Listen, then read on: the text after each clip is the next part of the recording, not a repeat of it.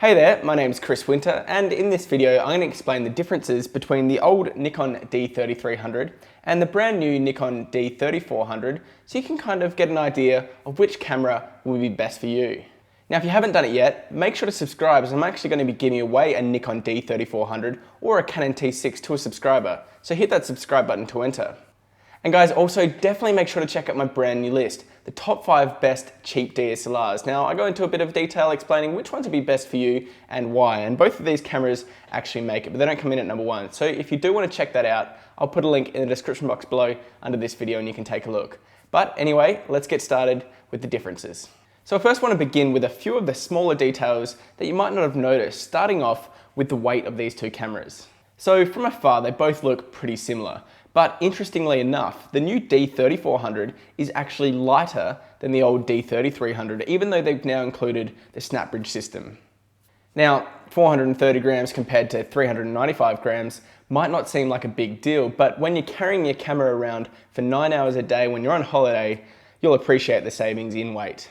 If you do like taking a lot of video with your Nikon DSLRs, the older Nikon D3300 might still be the better bet for you.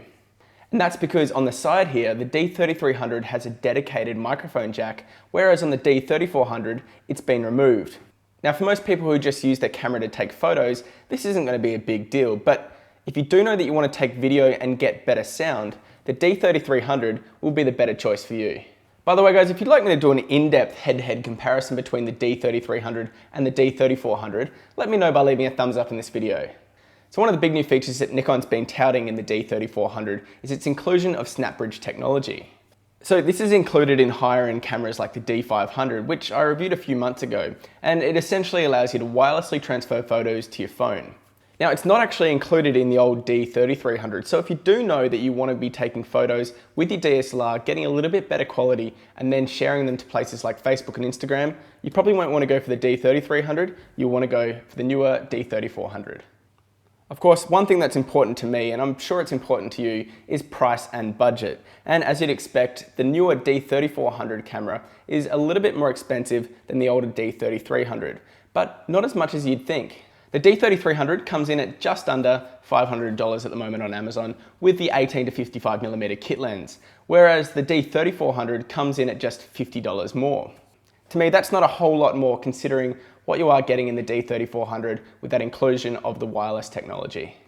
And lastly, and probably the least talked about new feature of the D3400 is its improved battery life. And this is a pretty big deal. So the new D3400 now has a battery life of over 1200 shots, doubling the battery life of the old D3300.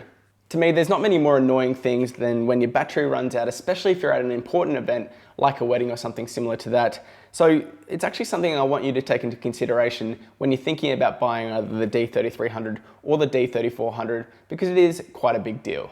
So they were my top 5 differences between these two fantastic beginner cameras. Now definitely make sure to go into the draw to win either a Canon T6 or a Nikon D3400, and also definitely make sure to check out my top 5 list of the best cheap DSLR cameras. That link will be in the description box below under this video. Hope you have a fantastic day, and I'll see you next time. Bye.